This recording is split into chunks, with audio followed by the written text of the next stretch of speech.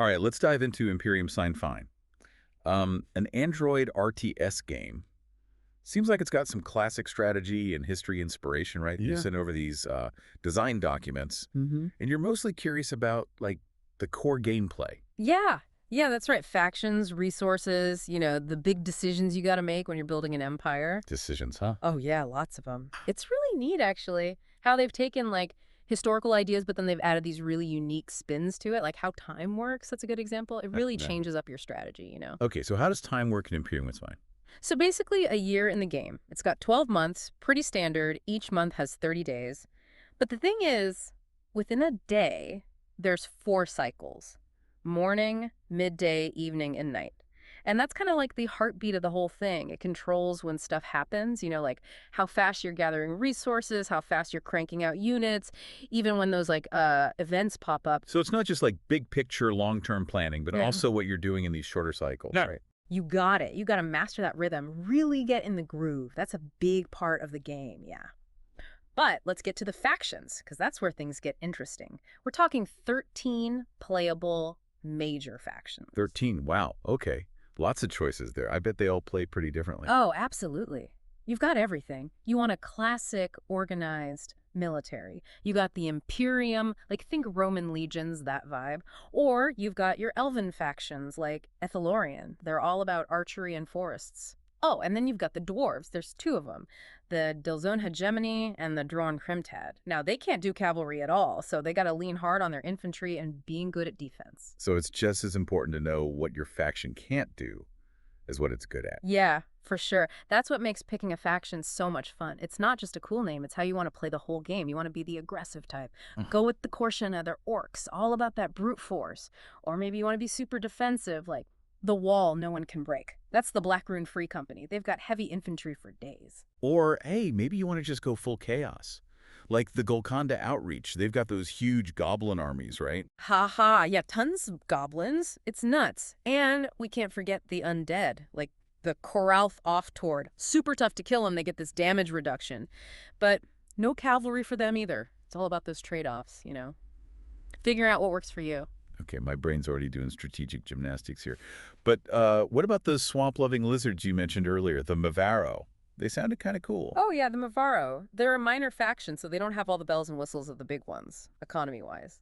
But they can really mess things up. Imagine trying to use a cavalry-heavy army when the ground's turning into a swamp. Okay, now I'm definitely intrigued. Humans, elves, dwarves, goblins, orcs, undead, A&D, swamp lizards. This game's got it all going on. But before I go off dreaming about, like, conquering everything with lizard men, let's talk economy. How do players actually build up their empire in this game? Well, it all starts with resources. It's a 2-tier system, really. You got your basic resources, like manpower, horses, iron, leather, and wood. You get those from the land. And then you use those to make equipment. Workshops are where it's at for that. All right, so break that down a bit. What are each of those resources actually for? So manpower, you need that for everything. Troops, growing your population, keeping those workshops humming. Horses, that's pretty obvious, right? Building up those powerful cavalry units. Then there's iron for weapons and armor. Leather, you use that for armor and support equipment. And wood, well, that keeps your workshops going, and you need it for making certain kinds of equipment too. Sounds pretty classic resource-wise, but I bet there's a lot of depth to it. What about that equipment you mentioned? What kinds are there? You got 4 types: armor, melee weapons, ranged weapons, and then this is where it gets interesting: support equipment. So it's not just giving your guys better swords and shields then. Nope. Support equipment, your troops don't equip it directly. You send it to your armies, and then they use it up when they're doing stuff, like training, moving around, even building things. It affects how ready they are for combat, like how effective they'll be. So it's kind of like the logistics side of things, huh? You can have the best gear, but without good support, you're not going to get far. Exactly. And here's another layer to it. All this equipment, plus some of your resources, manpower, and horses, you got to store it somewhere. Yeah, so where's it all go? Warehouses or something? So they've got this thing called the Global Equipment Stock. GES for short. It's like the central hub for all your factions gear and those resources. But it's got limits. You go over the limit and you start losing stuff. Material degradation, they call it. So no hoarding allowed. You got to balance what you're making, how much you're keeping, and where it's all going. Yep, that's the challenge. Resource management, it's a big deal, especially as your empire grows and you need more and more. You got to be thinking about what you're producing, where it's being stored, and how it's getting to your armies out in the field. Man, this is already painting a pretty cool picture of the game. Time moving in these cycles, each faction having its own personality, and then this whole economic system where like everything you do matters. I can see how you could get sucked into this game for hours. And we're just getting started. There's so much more diplomacy, all the different unit types, and how combat actually works. It's really brilliant. But I think we've given you a good foundation, the core stuff. Yeah, for sure. This deep dive's already been super helpful. But there's more, right? I want to hear more about those other parts. Diplomacy especially. It sounds like making alliances and all that could be just as important as the resources. Oh, you're absolutely right. Diplomacy, that's a whole game in itself. It's got strategy, intrigue, even a little bit of deception sometimes. Okay, now you've got me hooked. Let's dig into how diplomacy works in Imperium Sine Fine and what kinds of challenges players are going to face on that front. Yeah, diplomacy. That's a good one. It's actually pretty cool how Imperium Sine Fine does it. See, at the start, all these factions, right? They basically don't know anything about each other. So no one starts as friends or enemies, just kind of like suspicious strangers. Exactly. They can't even talk to each other properly until they figure out each other's languages. It's like a Tower of Babel situation, you know? So like if I wanted to make a trade deal with the elves early on, I'd have to spend resources just to understand what they're saying. You got it. There's this thing called open communications. It's a diplomatic action. Takes time, resources, but it's how you actually start talking to other factions. Makes sense. Miscommunication, that can lead to trouble, even in a game. So once you can talk, what kind of deals can you make? Treaties and stuff. Oh yeah, you got all the usual suspects. Starting with war, pretty straightforward, that one. Mm-hmm. Uh-huh. Yeah, I don't think you need a translator for that. Nope. Then you got neutral. That's where everyone starts. Basically, you can fight each other's armies if you run into them, but you can't just march into their land. So it's like everyone's eyeing each other up, waiting to see who blinks first. Exactly. Then there's peace. That's a real ceasefire. No fighting, no going into each other's territory. Everyone gets a chance to breathe, maybe build up a bit. Okay, so that's good if you need a break from all the fighting. But what if you want to actually work with another faction? Like move troops through their land or team up on something? Oh, there are ways to get closer for sure. You've got peace with open borders that lets factions move around freely, super useful for trade, or if you're trying to get your armies into a good spot strategically. And then, of course, you've got the ultimate team up, the alliance. Alliances, those sound serious. What happens when you do that? Like join forces? When you're in an alliance, you're basically saying you'll defend each other. If one faction gets attacked, the other's got to jump in and help. So like a big mutual defense pact, huh? Strength in numbers. But I bet it's not as easy as just clicking a button and saying, hey, want to be allies? You're right about that. Diplomacy, it takes effort in this game. You got to do specific actions, like saying you're friendly, sending gifts, even insulting them if you're feeling bold. And all that takes time and resources. So there's a real cost to making friends, huh? It's not just talk. You got to put something behind it. Exactly. And there's no guarantee it'll work either. It all depends on how you already get along, your overall reputation, even the personalities of the leaders involved. It can get complicated. Sounds like diplomacy's got a lot going on. Like a mini game inside the main game. You can't just win with brute force. You got to be clever about making allies and all that. That's what makes it so interesting, though, right? It's not just conquering, it's surviving and doing well in a world where diplomacy can be just as powerful as any weapon. But, hey, you mentioned something about different units you can command. Maybe we should switch gears and talk about the military side of things for a bit. Yeah, let's do that. We've talked big picture stuff, economy, factions, diplomacy, but I want to know about the units themselves. What kind of armies can players build in Imperium Sine Fine? And how do they actually use them to, take over? Oh, you're going to love this. Imperium Sine Fine has a ton of different unit types. They've all got their own strengths, weaknesses, and what they're good at. You've got your basic infantry, archers, then powerful cavalry, siege engines, even some weirder stuff depending on your faction. Okay, now you're just teasing me. Come on, break it down. What are some of the, core units everyone's going to need to know about? Okay, so at the heart of any army, you've got your city guards. These guys, they're your basic defenders, the ones you put in settlements and forts to hold them down. Not the strongest in a straight fight, but vital for protecting what you've got. So they're like the backbone of your defense, making sure no one sneaks in and steals your hard-earned land. Exactly. But when you want to go on the attack, that's when you need your infantry. These are your workhorses, Versatile, not too expensive, and they can hold their own in a lot of situations. So they're the ones you send in to do the hard work, taking and holding key positions. But what about when you need more power, more punch? Heavy infantry, my friend. These guys are the tanks, the ones who smash through lines and hold the most important spots. Elite shock troops, you could say. But they cost more, and they're a bit slower.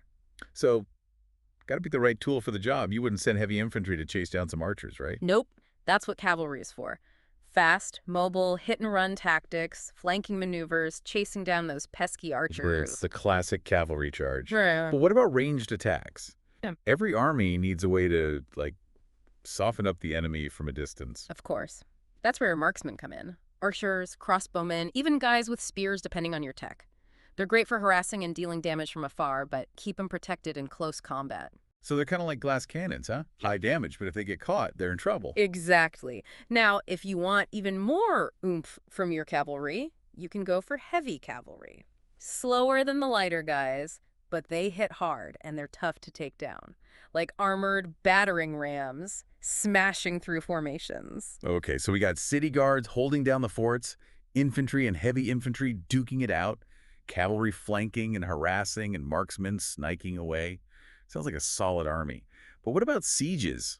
What if I got to take down a city with big walls and all that? Siege engines, my friend. We're talking catapults that can turn walls into dust, siege towers for climbing those walls, and other specialized units for cracking tough defenses. So, not so great in open combat, but essential when you got to break through those tough defenses. You got it. And that's the cool thing about all these different units in Imperium Sine.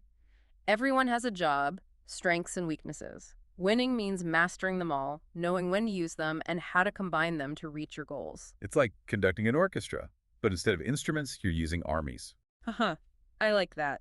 And just like an orchestra needs a conductor, a good player's got to be a master strategist, understanding each unit and using them with skill. This has been awesome. We've gone from managing an empire to the nitty-gritty of each unit. And it's clear, Imperium Sine Fine is packed with depth. I can already imagine all the strategies and the fun of leading these armies into battle. And we're just scratching the surface, really. We haven't even talked about the details of combat, how important terrain is, leadership, morale, all that tactical stuff that happens on the battlefield. Sounds like we need a whole other deep dive just for combat. But for now, I think we've given our listeners a great overview of how Imperium Sine Fine works at its core. Yeah, I agree. They've got a good grasp of the factions, the economy, diplomacy, and those basic unit types.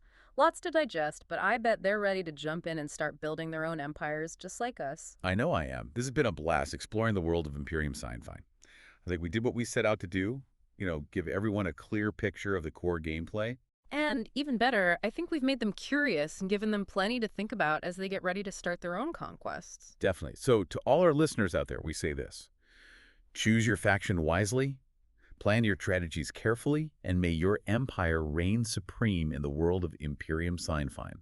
Okay, so we've covered a ton about Imperium Sine Fine. We talked about the factions, the whole diplomacy system, even those different units you command. But there's one big thing we haven't really gotten into yet, the basic economy. Like, how do you actually get the resources to build everything and, conquer the world? Right, the foundation of any good empire. Well, it all starts with those settlements you build. They're the heart of it all. They gather the raw materials and then turn them into the equipment your armies need. So, resource gathering. We know what the basic resources are. Manpower, horses, iron, leather, and wood. But where do they actually come from in the game? All right, so each of your settlements, right, it controls a certain number of hexes on the map. Those hexes are basically the land you've claimed. And what kind of terrain it is determines what resources you get from it. So if I've got a settlement in a place with a lot of plains, I'm going to be producing more horses and leather, right? Exactly. Plains are great for that. Forests, on the other hand, that's where you get your wood. Mountains, some of them might have a lot of iron. It's all about knowing the land and expanding your territory in a smart way to get the resources you need. Rivers probably play a big part too, right? I mean, in history, so many civilizations were built around rivers. Oh, absolutely. Rivers are like gold. Hexes next to a river, their resource output gets a nice little boost. Like having a natural trade route makes everything more efficient. So, yeah, controlling those river territories, that can be a big advantage. So you're pulling these raw resources from the land. Then what? How do they get turned into all that equipment? The armor, weapons, and all that support stuff. Workshops, my friend. Each settlement can have a certain number of workshops, and you decide what kind of equipment each one makes. You might have some cranking out armor, some on weapons, others making that all-important support equipment. It's up to you. So there's like a specialization thing going on. Yeah. I can tailor my production to fit what my armies need or what my plan is, right? Oh, got it.